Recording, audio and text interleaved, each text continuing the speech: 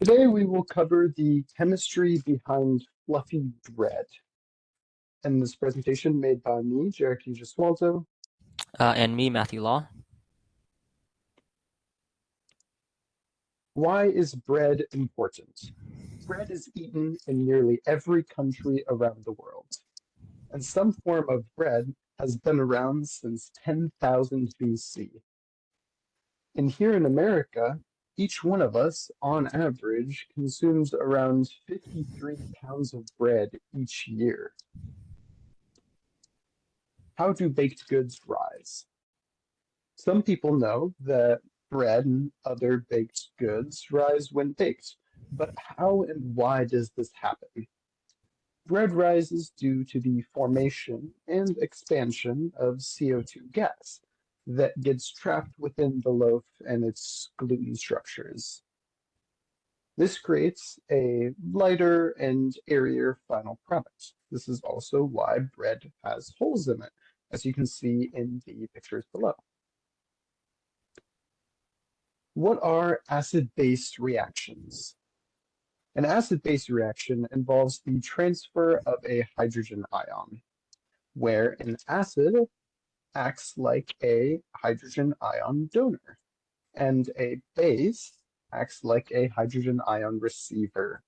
As you can see in the picture below, we have an acid with an additional hydrogen ion that gives up its hydrogen ion to a base that receives it, thus creating the conjugate base of the acid that has lost its hydrogen ion and the conjugate acid that is the base that has gained a hydrogen ion.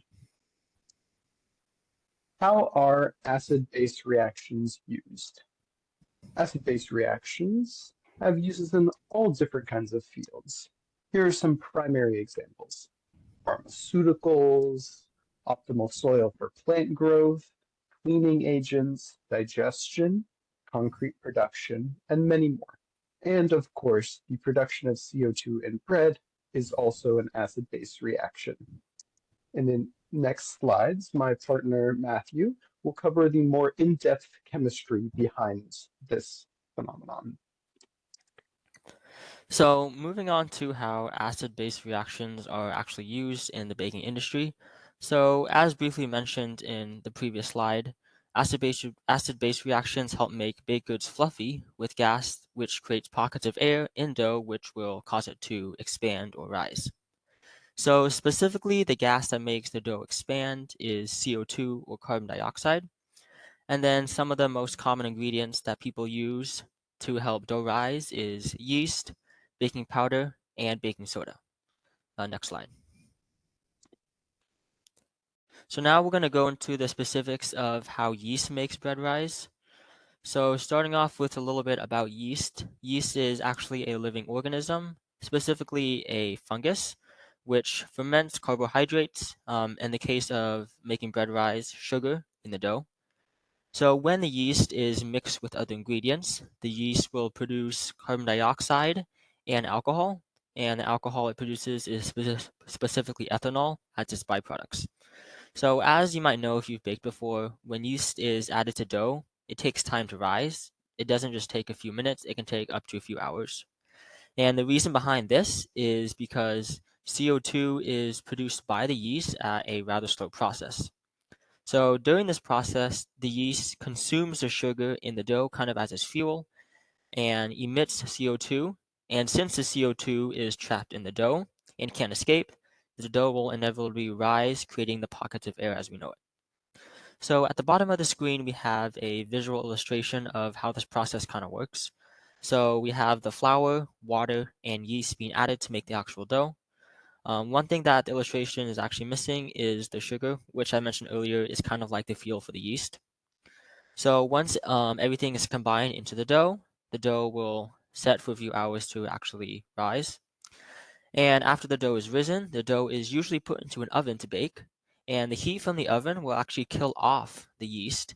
And the alcohol, which I mentioned was a byproduct, will evaporate during this process as well. Next slide. So moving on to how baking powder helps dough rise. So baking powder is also a common ingredient added to dough to help it rise.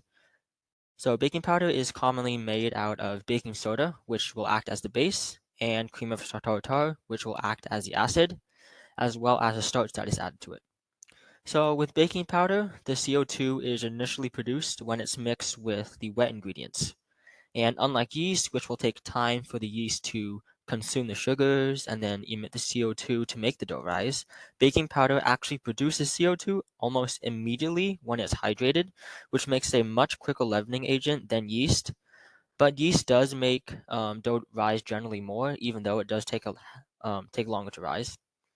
Baking powder can also be double acting, meaning it has the ability to release the CO2 in two different stages during the baking process.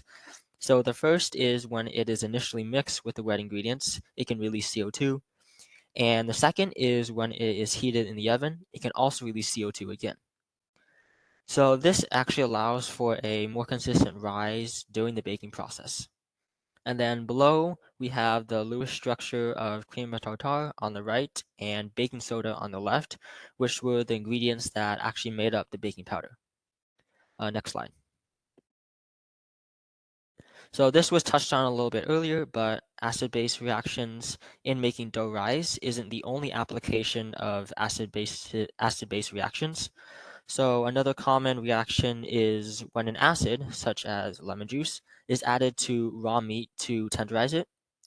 So when the acid and the meat mix and are sitting together, the acid will cause the proteins in the meat to actually unravel a bit, which will tenderize the meat and soften the meat. So another application of acid-base reactions is in cleaning products, which are things that people use in everyday lives. So sodium hydroxide, which is a base, and acetic acid, which is commonly used in vinegar, are used for cleaning household areas. So the cleaning products help to dissolve and break down fats and grease stains in pots, pans, other kitchen appliances, stoves, countertops. And then a final application is food preservatives. So acids are commonly used to preserve or pickle foods. So this is very effective because acids have a relatively low pH. And since it has a low pH, it will inhibit the growth of the harmful bacteria and microorganisms because the harmful microorganisms cannot survive in low pH environments. Again, these are just some examples of the many types of acid-base reactions around us. And that concludes the end of our presentation. Thank you.